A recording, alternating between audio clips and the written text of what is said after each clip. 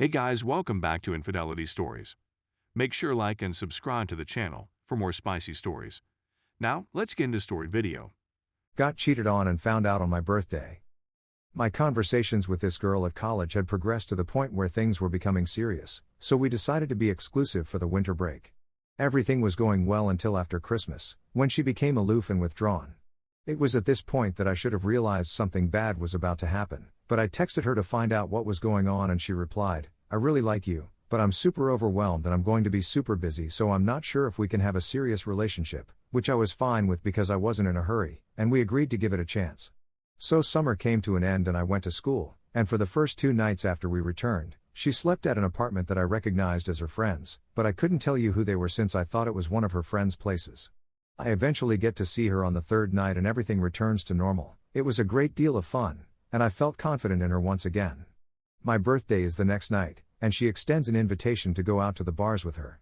However, she spent the whole night speaking with this other individual, and I was starting to get concerned, so I introduced myself to him, and it turned out to be one of her friends, about whom she had previously said that I need not be concerned. I'm going to be honest with you, that is her boyfriend, her closest friend tells me as they part ways at the end of the night. I'm going to be honest with you, that is her boyfriend, and she is going home with him tonight. They had just been dating for a week when this happened. In other words, she was clearly too busy and overwhelmed to be in a meaningful relationship with me, yet she went ahead and started seeing the person she had previously warned me not to be concerned about instead. Moreover, my friends were there, and I seemed to be an idiot. Even so, she never informed me directly. Instead, she had her closest friend explain it to me, after which I went back home and barred her from communicating with me. It's been the worst birthday ever, and my trust issues are at an all-time low. And the sound of her best friend saying something to me keeps resurfacing in my head, making me feel dumb and embarrassed. Story 2. Wife cheated. Right? Updates. Update 2. As soon as she told me that she was tapering off social contact with the other person, I immediately went to my house and concealed a voice recorder in it. My wife and this other gentleman had spent well over an hour on the phone with each other over at least 2 phone calls, according to the audio I saw last night.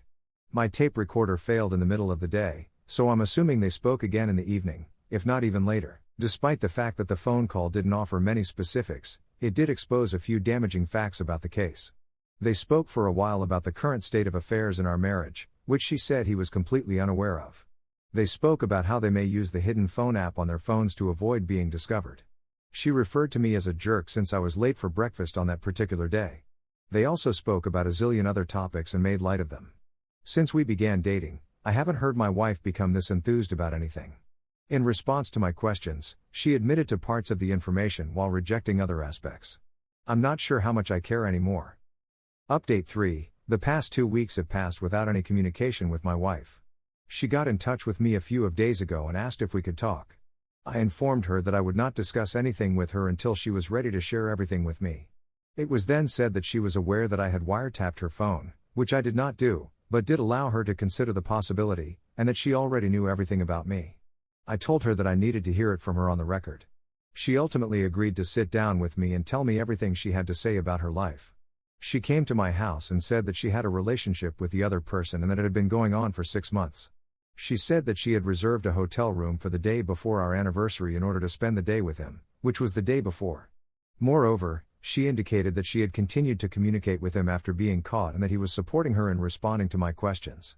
She states that she has finished her connection with the other man and is now focusing only on our relationship with each other. She finally admitted her guilt 6 agonizing weeks after I spotted her at the hotel. I believe the only reason she confessed was because of my persistence, but she later indicated that she had always meant to tell me but wanted to be sure it wouldn't do any damage to either of us before doing so. Those 6 weeks have left a trail of ruin that is unrecoverable. Final update. Basically, my 7-year-old wife had an affair with a colleague. As a private investigator, I discovered her at a hotel with the man, and she denied any wrongdoing. First and foremost, if you're in this circumstance and even vaguely suicidal, don't do it. I advise don't do it because you'll lose out on the best moment of your life if you do. That is something I really believe. I know it's difficult to see when you're first starting down this path, but believe me when I say you don't want to lose out on this life. Now for the update. We separated. I deliberated for a long time before making that choice. I wish I hadn't wasted that time, but who cares? She wanted to remain together for some reason that I don't understand.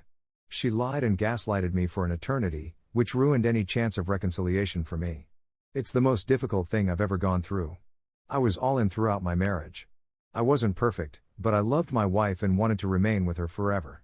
I would have done anything to please her, and I believe I did so on countless instances. Now that I'm no longer in that relationship, I can recognize it for what it was, a narcissist draining every ounce of energy from a fine person. That marriage was absolutely one-sided, with one person providing everything and the other taking much more than they could. By the end of the marriage, I honestly believed I was unworthy of being a partner. She slandered my career, my attitude, and my appearance. My career has thrived since my divorce, and I've been able to date ladies that I would have thought were completely out of my league. I used to think I was unattractive because of how my former wife made me feel, but now stunning ladies much younger than me approach me in bars. I've had a few of beautiful relationships with lovely ladies.